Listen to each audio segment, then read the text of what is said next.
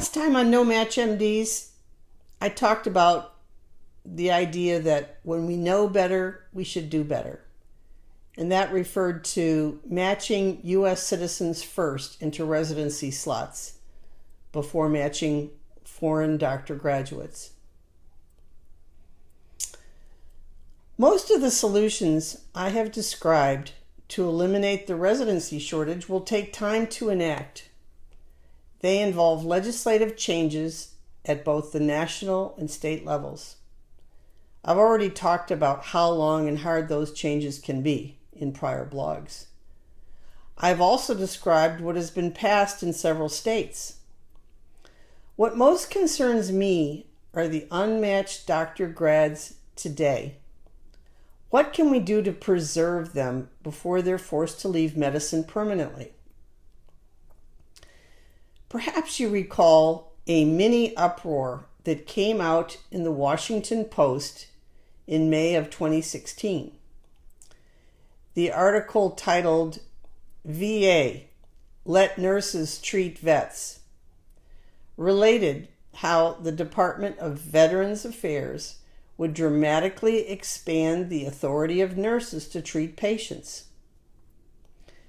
This plan was intended to reduce long waits for medical appointments and to ensure the VA has the authority to address staffing shortages in the future, according to VA Undersecretary for Health, Dr. David Shulkin. I wrote to Dr. Shulkin at that time to propose a win-win for both doctors and vets. I suggested hiring the unmatched doctor grads through the VA to see patients under the supervision of the current VA medical staff, much as is done with the supervision provided in a residency program. The unmatched doctors would be given meaningful work as well as further medical experience and training. The vets would receive timely care with reduced appointment wait times due to the increased staffing. The doctors would apply again for residency as the number of residency slots increased. The supply of doctors would increase to alleviate doctor staffing shortages for the VA in the future as well. Ironically, these doctors would be distributed all across the U.S., as are the veteran hospitals. This would be a quick fix to two currently existing problems: the residency shortage and the long appointment wait times for vets. I received a response from Dr. Shulkin stating that the VA does not have its own residency programs, although residency programs actually do staff VA hospitals. They just don't manage the programs themselves. I responded again to Dr. Shulkin that I was aware of that fact, but was instead suggesting a temporary use of these unmatched doctors until the deficit was eliminated. Dr. Shulkin replied, "Oh, now I understand."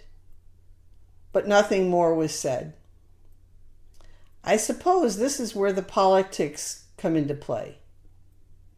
I am assuming the greater plan was to reduce healthcare costs for vets by allowing nurses to provide more cost-effective care. I discussed the pros and cons of nurse versus doctor-provided care in a prior blog. So this is one proposal I'm suggesting to preserve the unmatched doctors in a timely fashion before it's too late and their educations would have been for naught.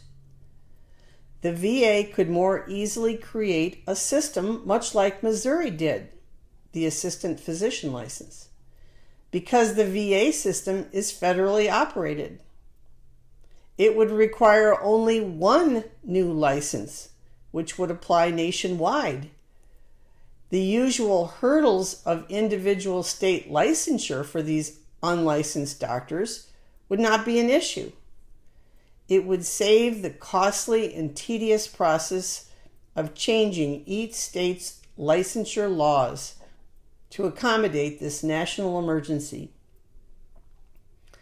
These doctors could work to provide quality yet supervised care to our veterans while under the supervision of current VA doctors. Please tell me your ideas for this dilemma. And also, please share this blog with your colleagues and legislators.